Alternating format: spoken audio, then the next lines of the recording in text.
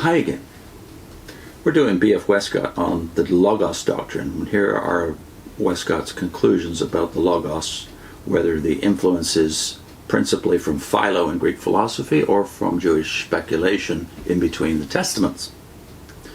He talks about the fact that Philo, for one, sometimes seems to refer to the Logos as personal, sometimes impersonal. So Westcott, in comparing Philo's view of the Logos with the biblical view, does this. If now we ask with which of these two conceptions of the Logos, current respectively in Palestine and Alexandria, the teaching of St. John is organically connected, the answer cannot be uncertain. Philo occupied himself with the abstract conception of the divine intelligence, and so laid the foundations of a philosophy. The Palestinian instinct seized upon the concrete idea of the Word of God as representing his personal action, and unconsciously prepared the way for a gospel of the incarnation. St. John started from the conception of the Word, and by this means, in the end, he gave reality to the conception of the reason. The development of the action of the Logos, the Word, in the prologue to the fourth Gospel, places the contrast between Philo and the evangelist in the broadest light. However wavering and complex Philo's description of the Logos may be, it is impossible not to feel that he has in every case moved far away from the idea of an incarnation.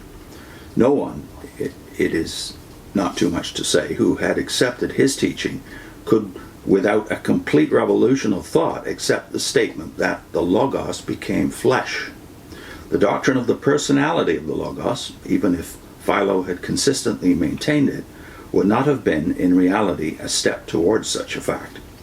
On the other hand, in the prologue of John, that is, the description of the Logos is personal from the first, and his creative energy is at once connected with man.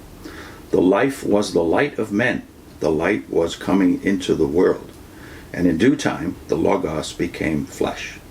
Thought follows thought naturally, and the last event is seen to crown and complete the history which leads up to it.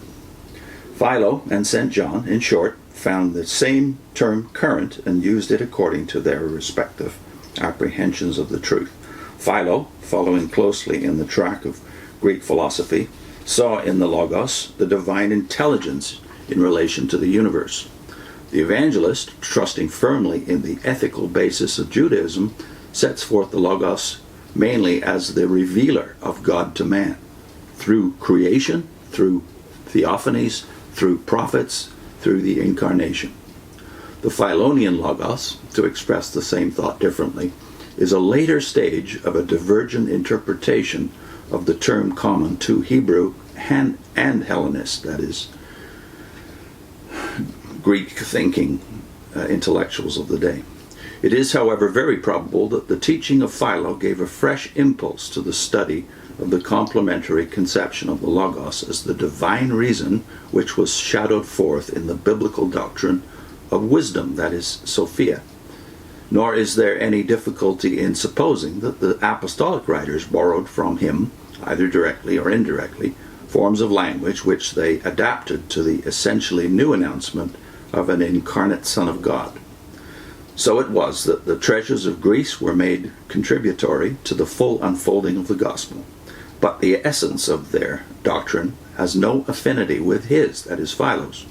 The speculations of Alexandria or Ephesus may have quickened and developed elements which otherwise would have remained latent in Judaism. But the elements were there, and in this respect, the evangelic message, the Word became flesh, is the complete fulfillment of three distinct lines of preparatory revelation, which were severally connected with the angel of the presence, that is, Genesis 32 and Exodus 33, and the Word, Genesis 1, verse 1, and Psalm 33, and wisdom, that is, he alludes to several scriptures, including Proverbs 8, verse 22, etc. In short, the teaching of St. John is characteristically Hebraic and not Alexandrine. It is intelligible as the final coordination through facts of different modes of thought as to the divine being and the divine action which are contained in the Old Testament, And on the other hand, it is not intelligible as an application or continuation of the teaching of Philo.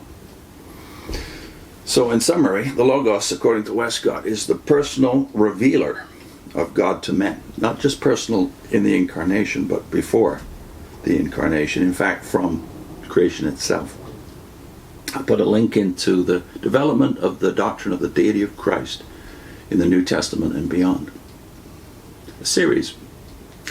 And the PDF, by the way, is available to that series if you wish it.